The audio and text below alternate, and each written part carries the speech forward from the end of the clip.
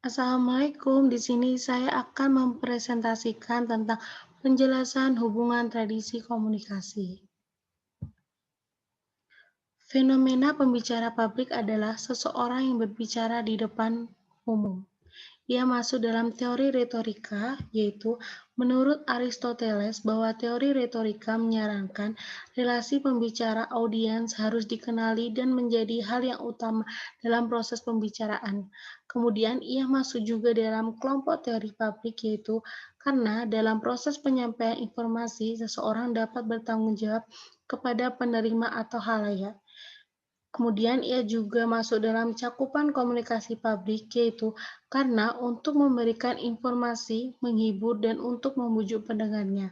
Setelah itu ia masuk dalam tradisi retorika, yaitu dalam tradisi retorika membantu memahami pengaruh berbicara dan bagaimana dapat menumbuhkan efektivitas keahlian berbicara publik.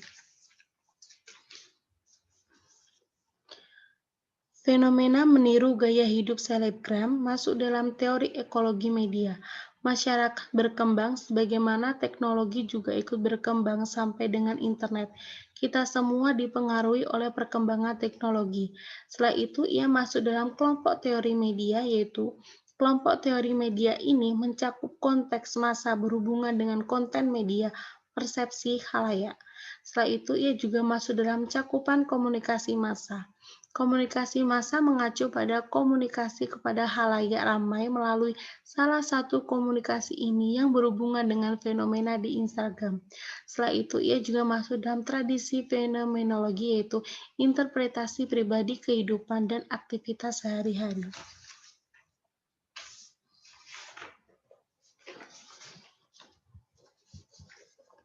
Fenomena bullying, yaitu perilaku tidak menyenangkan baik secara verbal, fisik, ataupun sosial, baik di dunia nyata maupun dunia maya. Masuk dalam teori disonansi kognitif, yaitu memberikan penjelasan bagaimana keyakinan dan sikap perubahan perilaku. Fenomena ini ada hal yang membuat perasaan ketidaknyamanan. Setelah itu, ia masuk dalam kelompok teori diri dan pesan. Teori ini masuk ke dalam kelompok ini dikarenakan ada proses pencapaian yang bermakna di dalam kehidupannya dan memiliki pesan nonverbal tersendiri dan prosesnya membuat pencapaian berupa resiko yang bisa diterima orang lain ataupun tidak. Dan setelah itu, dia juga masuk dalam cakupan komunikasi interpersonal karena ada komunikasi dua orang ataupun lebih. Setelah itu, dia juga masuk dalam tradisi sosiopsikologis, yaitu hubungan antara sebab atau akibat pada fenomena sosial terjadi menjelaskan bahwa perubahan sikap atas perilaku bully tersebut. Dan fenomena BEM adalah organisasi mahasiswa intrakampus yang merupakan lembaga eksekutif di tingkat pendidikan tinggi yang dipimpin oleh seorang presiden mahasiswa. Kemudian ia masuk dalam teori informasi organisasi, yaitu berada pada cakupan atau konteks komunikasi organisasi memiliki tujuan untuk pemahaman pada pencapaian organisasi. Setelah itu ia masuk dalam kelompok dan organisasi. Kemudian ia juga masuk dalam cakupan komunikasi organisasi, yaitu berkaitan dengan komunikasi dalam dan antara lingkungan lebih besar yang diperluas.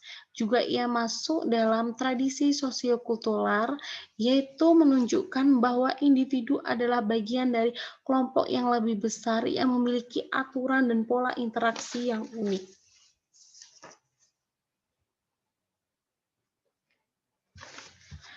Fenomena murid unjuk tangan masuk dalam teori manajemen makna, yaitu berdasarkan teori manajemen makna, dua orang yang berinteraksi sosial akan membentuk makna dalam percakapan yang mereka lakukan. Setiap individu juga terdiri dari sebuah sistem interpersonal yang membantu menjelaskan aksi dan reaksi mereka. Setelah itu masuk dalam kelompok teori diri dan pesan, yaitu karena pesannya nonverbal berfokus pada penafsiran pesan. Setelah itu ia juga masuk dalam cakupan komunikasi interpersonal karena dilakukan oleh dua orang ataupun disampaikan dua orang.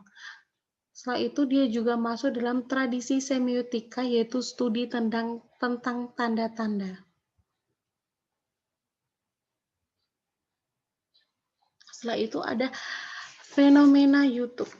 Fenomena YouTube masuk dalam teori pemrosesan informasi karena YouTube memproses informasi seperti video yang diposting oleh pemilik channel.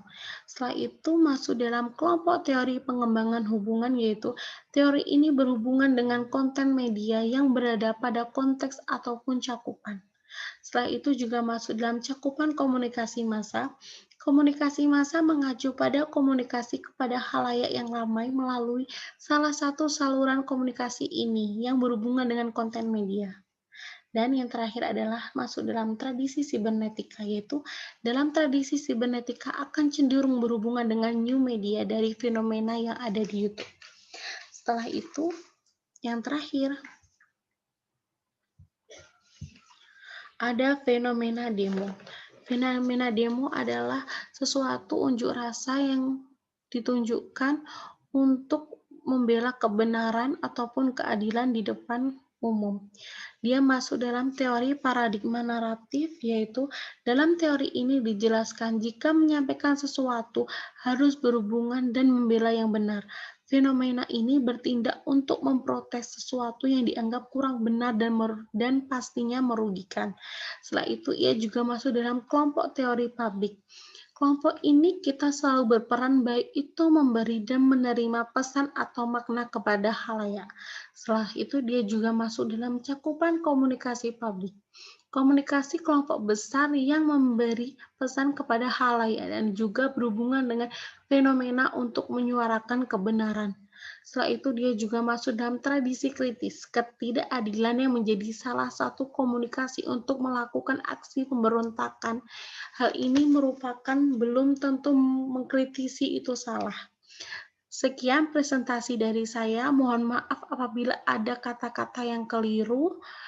Atas perhatiannya, saya ucapkan terima kasih.